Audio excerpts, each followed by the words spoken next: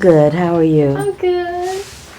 Okay, sorry. That's good. One of my mini TV mamas. Yeah. Oh, that was her first TV mama. Let's make a distinction. Really? Period. The first TV mama. Period with a T. Whenever you're ready, you can Yeah. It's amazing. All right. I'm Carla Renata, the Curvy Film Critic. What's up, fam? Florence is like, oh, she gonna be fun. Yeah, I'm excited. All right, so both of you women exude a lot of strength and drive and intelligence that would intimidate the most, human of people. But and you use that to fight against the archaic ideology of your elders in the film, right? So having said that, would you say that both of you harness that power in your real life in order to inhabit Chani and the princess with conviction? And are you the type to institute change or lean into the status quo? And I'll start with Florence first. Because you look like you had the answer, sis. Okay, I actually think I've learned more from Princess Irulan, and I'm trying to adapt. I'm trying to take bits of her into my life.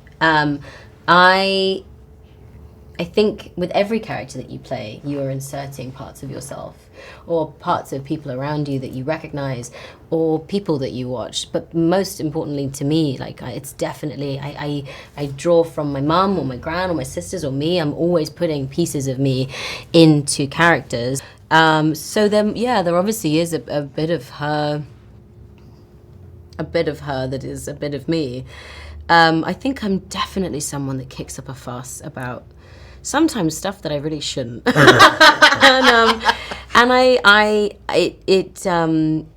It's noisy sometimes, but I don't think I could live any other way.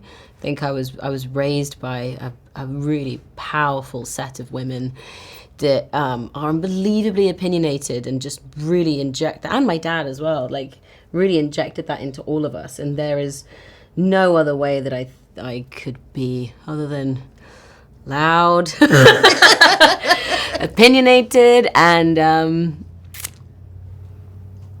I'd say I'm proud. I'm very proud. So I think maybe that's where I've put that into Princess Irulan. But she's a lot quieter than I am.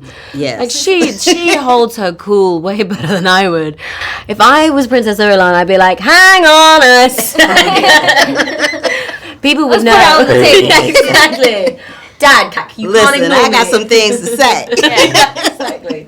How about you, Z? Yeah, I think, these characters and what we've been talking about, all morning is that they are complicated and complex female characters that show very different types of strength. And I think that, I'm very, I think Chani is her conviction and her strength is inspiring, really. And I think, I feel like in my personal life, while I don't necessarily have the skills physically that she has, I try to at least embody some of those things.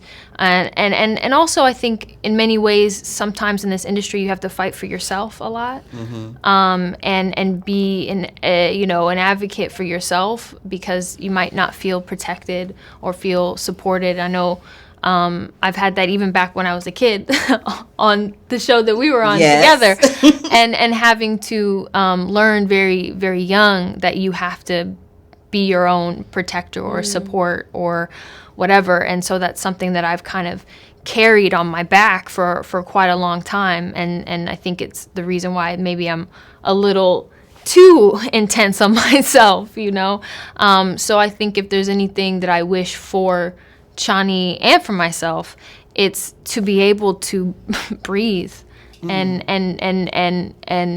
for just, to accept these moments. I think for her, it's so hard for her to even have a love story, because there's so much pain that she's holding, and she has to protect herself. So I definitely empathize with that.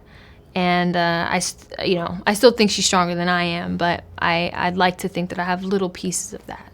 Oh, yeah, you do. You got your mom and dad. Yeah. So just to lighten it up a little bit, there's this moment about midway to the end where you guys have that glance. The glance. And there's nothing that's said, But if you had the opportunity to say something, What do you think they say? I'm interested. We've had this conversation. Yeah. really, What do you think they say? you're looking at her like, I see you, and I see why he likes you, but it ain't gonna happen. And then you looking at her like, if you move, I'ma cut you. Right. Well, listen, yeah, basically. It's up to the interpretation is everything. Yeah, there's so much I think that's said in that scene, in that moment.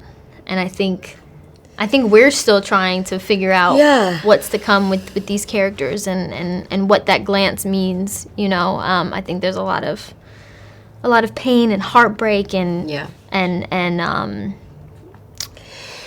don't know. I think Betrayal. What is obvious? My characters. I think that's obvious though. Also, to Yeah. Princess Irulan is like seeing your reaction. It's very obvious what's just happened, and I think that was the first time in the script when I read Princess Irulan looking at you, at Chani. Sorry, I was like, oh, she's always been aware this was transactional. She knows this is a transaction. She knows that this is the bit where she needs to come forward now. And she's going to protect her dad. And I can now see between these two characters that they also now need me. Or that it's not just a one-sided deal. Like, this is very, very equal.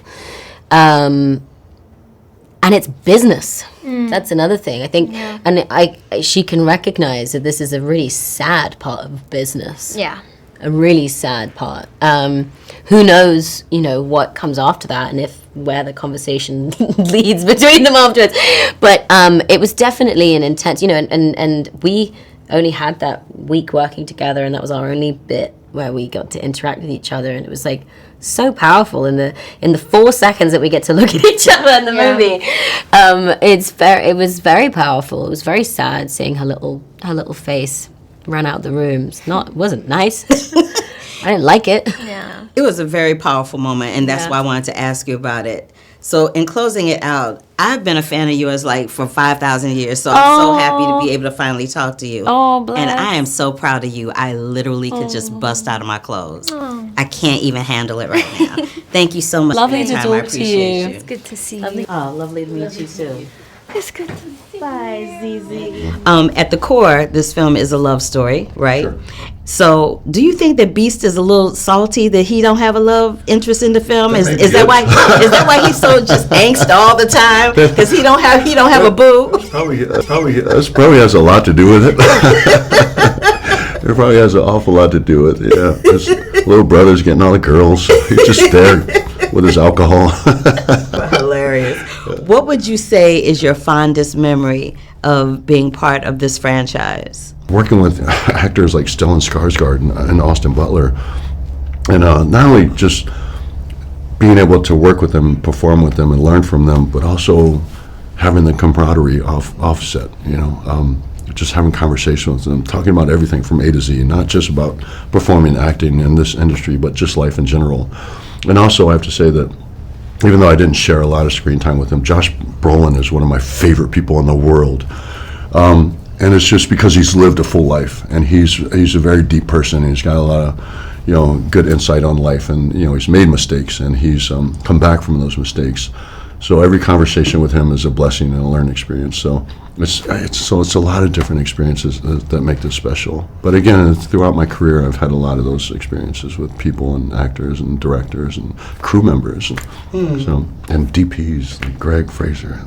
I loved having this moment to talk to you. You're such a gentle, kind spirit and soul, and not the beast that you portray in the film. So thank you for your time today. I appreciate thank you. Yeah, likewise. All right. Yeah, thank you.